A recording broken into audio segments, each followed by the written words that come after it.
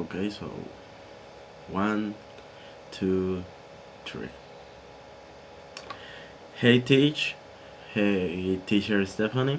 I couldn't do the community impact or the community service, so I know that I'm going to get a low score.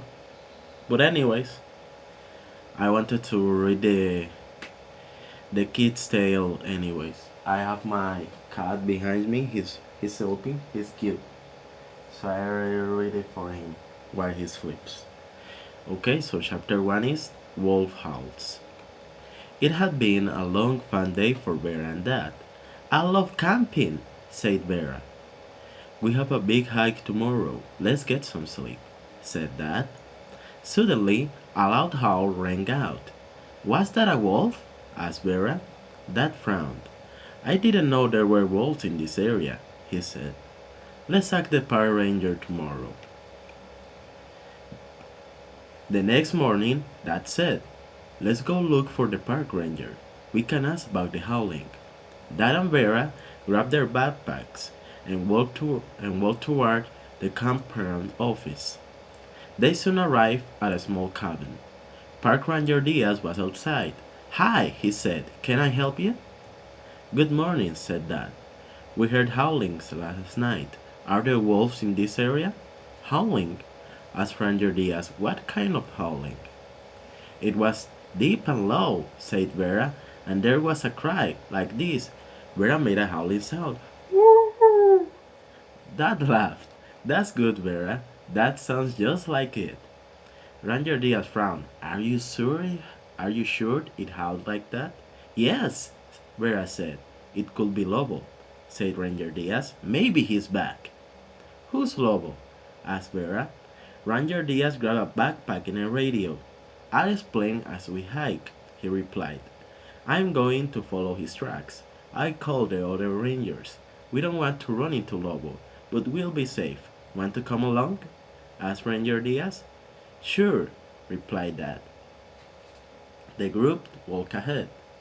Ranger Diaz spoke to the other park rangers over his radio. Our rangers have cleared the area, said Ranger Diaz. Lobo won't surprise us. Then he added, Lobo is a Mexican gray wolf. Wolves lived in these mountains long before humans. But Lobo hasn't been seen in years, said Ranger Diaz.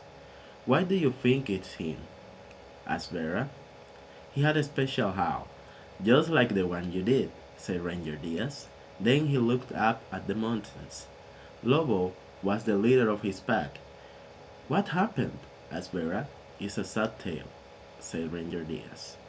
We will continue with the third chapter, Lobo's favorite spot. Vera was curious. She wanted to hear Ranger Diaz's sad story. Tell us, pleaded Vera.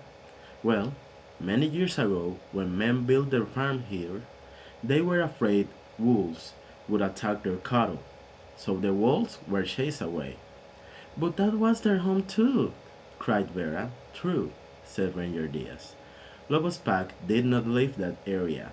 Then one day, a wildfire destroyed these mountains. Ranger Diaz stood up and asked Vera and her dad to follow him. Even though the mountains were burning, Lobo stayed behind. His howl was heard from miles away.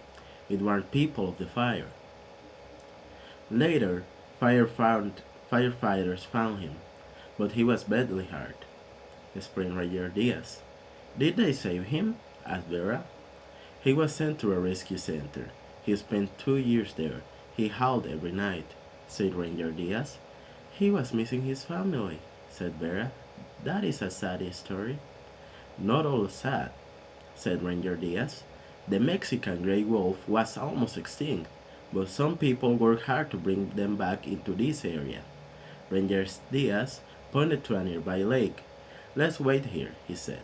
This was Lobo's favorite spot. You know so much, said Vera. Ranger Diaz smiled. I helped rescue him, he said. I released him back into the wild. Suddenly, a call came in on Ranger Diaz's radio. We spotted a wolf on the other side of the lake. You are safe for now. We'll tell you if you need to leave the area. said a voice on the radio.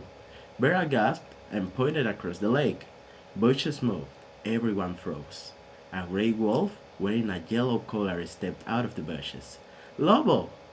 Whispered Ranger Diaz. I put that collar on him so that I could recognize him.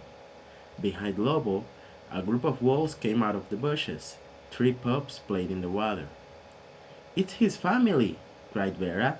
Lobo knows you're here. He remembers you. Vera told Ranger Diaz. I'm so happy to see Lobo after all these years, said Ranger Diaz.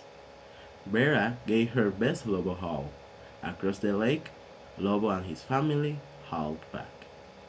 That's all.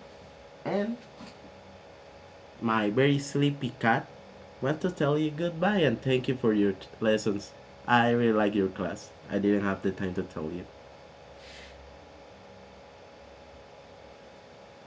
Bye, Tish. I hope we meet next time.